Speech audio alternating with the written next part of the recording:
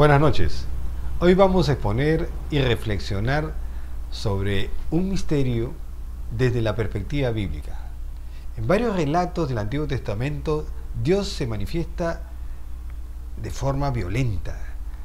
Su ira contra el hombre desarrolla un montón de destrucción. ¿Es acaso que un ser todopoderoso tiene el carácter violento? ¿Es un Dios a veces castigador? ¿Cuáles pueden ser los motivos del por qué un ente superior llegaría a la violencia? Así que sin más preámbulo, vamos al tema.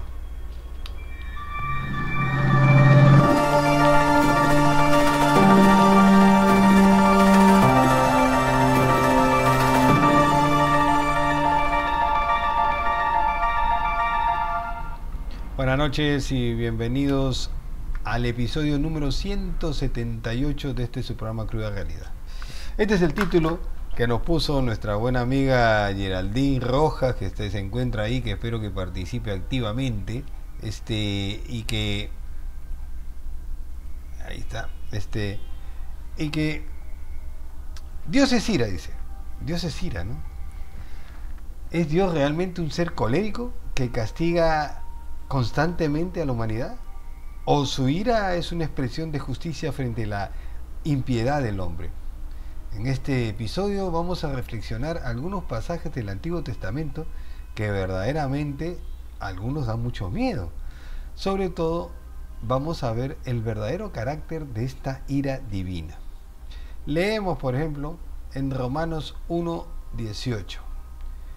Porque la ira de Dios se revela desde el cielo contra toda impiedad e injusticia del hombre, que detiene con esta injusticia la verdad. En este caso no se habla de una ira caprichosa. La ira se manifiesta como consecuencia de una injusticia generada por el hombre. Así que debemos preguntarnos, ¿qué es la ira de Dios según la Biblia? No es emocional ni vengativa. Es una respuesta justa a la desobediencia. Es una advertencia antes de un juicio sumario. En este contexto, el Antiguo Testamento y el Nuevo Testamento difieren mucho. Dios en el Antiguo Testamento se muestra como un ser reaccionario frente al pecado, mientras que en el Nuevo Testamento se convierte en un ser de amor, ¿no? Y más emotivo, más compadeciente de la humanidad. Entonces dice, ¿la ira divina es santa, no humana?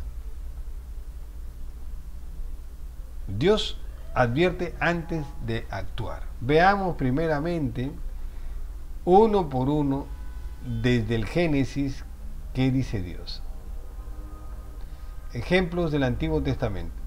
Génesis 7:24. Dios envía el diluvio universal cansado de la iniquidad humana. Y es así que 40 días y 40 noches los cielos se abrieron y toda la tierra fue inundada. ¡Wow! Pero después del diluvio, cuando Noé y su familia, junto con los animales, es rescatado, Dios promete algo que no cumple. Nunca más volveré a castigar a la humanidad. Y como pacto de esto, genera el arco iris.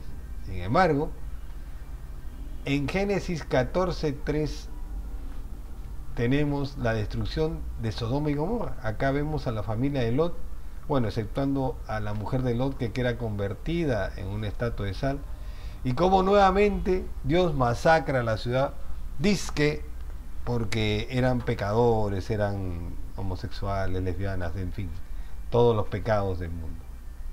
Seguimos avanzando en el Antiguo Testamento y tenemos a Deuteronomio 28:15. Si no oyeres la voz de Jehová, vendrán sobre ti todas las maldiciones. Pero acontecerá si no oyeres a Jehová, dice, te herirá Jehová con maligna pústula en las rodillas y en las piernas, desde la planta de tu pie hasta la coronilla, sin que puedas ser curado. Plagas. Dios envía plagas. Seguimos avanzando. Esto está al orden de acuerdo a los libros de la Biblia. Y leemos en Isaías 5, 20, 25. Hay de lo que lo malo dicen bueno, se encendió el furor de Jehová. Otra vez el término Jehová. Eh, Pasamos a Jeremías 2, 13 al 19. Me dejaron a mí fuente de agua viva y tu maldad te castigará. En este caso, Dios avisa, espera el arrepentimiento del ser humano, pero como no lo consigue, va con todo y destruye pueblos enteros. Este es el más, diríamos, más fuerte, ¿no? Ezequiel 8:9. Me alejaré de mi santuario, heriré sin compasión, dice. Cuando el ser humano insiste en su rebelión, Dios se retira y lo deja a su libre albedrío. No es que Dios nos castigue, es que nosotros elegimos vivir sin Él. Aquí en Ezequiel, Dios advierte que matará a todo aquel que sea pecador. Romanos 1, 21, 12. Conociendo a Dios, no le glorificaron como Dios, profesando ser sabios, y se hicieron necios. Aquí la clave es que el ser humano conoce la verdad, pero la detiene, la oculta, la cambia a su conveniencia, olvidándose de todo credo. Entonces, todos estos pasajes del Antiguo Testamento nos hacen preguntar nuevamente el título. ¿Dios es ira? No, Dios no es ira. Dios es amor, justicia y verdad. ¿Por qué esa reacción entonces? Su ira es una consecuencia justa frente a la destrucción que trae el pecado. Dios también es misericordia. Envía profetas quien anuncian lo que va a pasar y pese a eso no lo escuchan, ¿no? Mira lo que hicimos con Jesucristo. Entonces, acá Dios como que es más impulsivo, da oportunidades, no quiere que la muerte del pecador sino su conversión. Leemos en Ezequiel 18, la ira de Dios es expresión de su santidad y justicia. No es un rasgo dominante de su carácter, sino una reacción necesaria ante la persistente injusticia humana. El misterio de por qué Dios se enoja es simple. Es porque el hombre insiste en alejarse de él. Y Dios quiere esa fidelidad. ¿Qué significa que Dios nos abandona? ¿Es acaso que ya estaremos a merced de la naturaleza y que el hombre no podrá hacer nada por detener esas calamidades? Eso es lo que nos quiere advertir el Señor. ¿En qué momento sentimos que Dios se retira de nuestra vida? ¿En qué momento diremos que ya no hay Dios? ¿En qué momentos sentiremos que ya Dios se retira de nuestra vida? Algo muy lamentable. Quiero pasar acá a darle la pauta a Geraldine. ¿Cómo estás, Geraldine? ¿Algún comentario? No sé si es satisfecho porque este tema para mí es un poco controversial, pero adelante, tú dirás.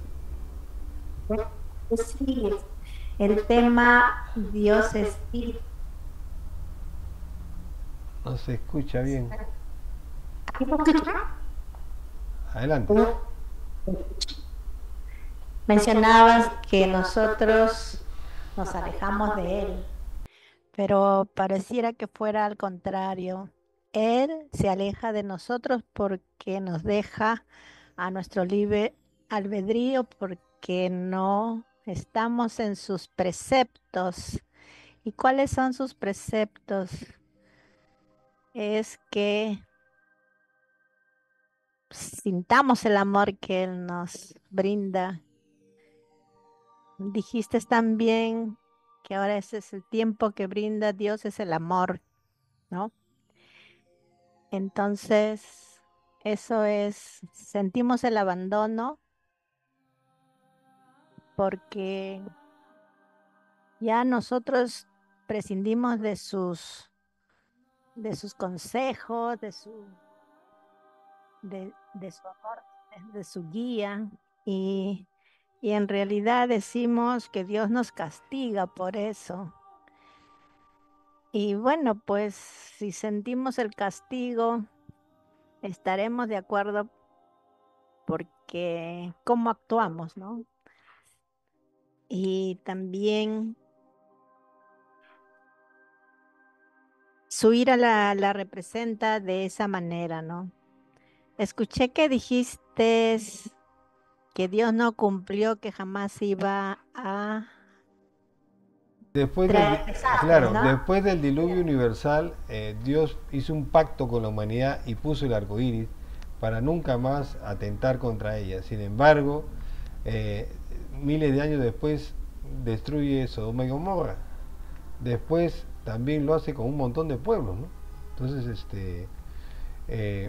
creo que de Ezequiel también, en Ezequiel creo que se ve la revelación real. Bueno, esta es una opinión personal, yo no sé si estoy hiriendo susceptibilidades de acá de los que están escuchándome, pero yo no creo que ese Jehová sea un dios, ese es un alien, un alienígena, porque en Ezequiel se describe claramente su nave, ¿no? Y él dice que lo llamen Jehová, ¿no? No Dios, Jehová. Y ahí está el tema, ¿no?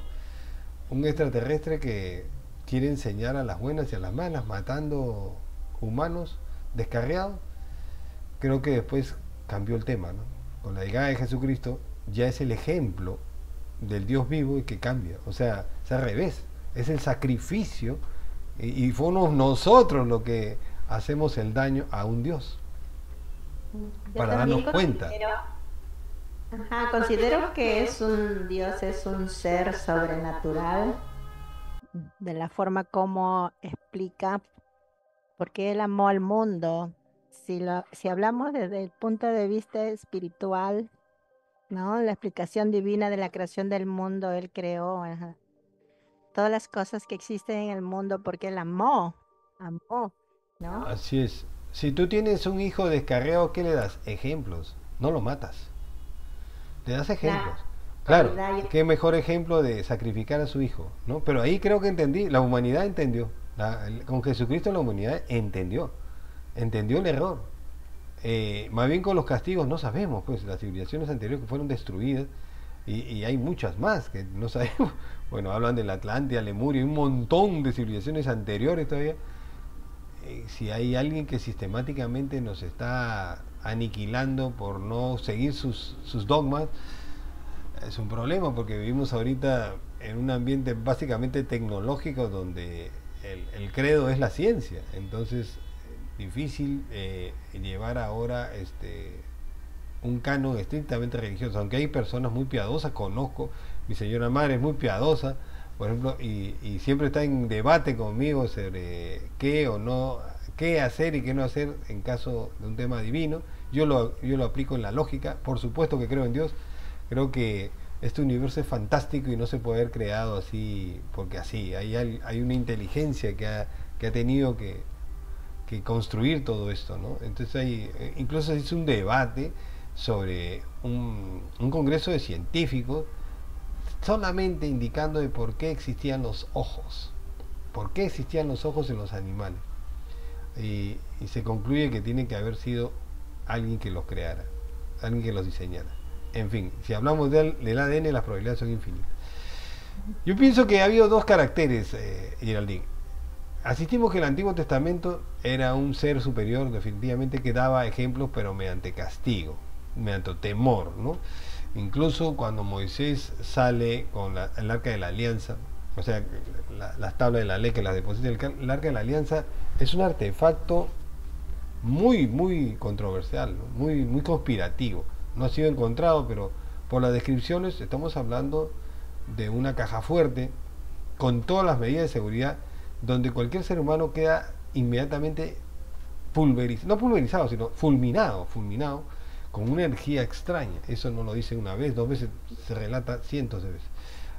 ¿Algún comentario de algún participante? Ricardo, Lola, Edith. Entonces, acá terminamos la grabación.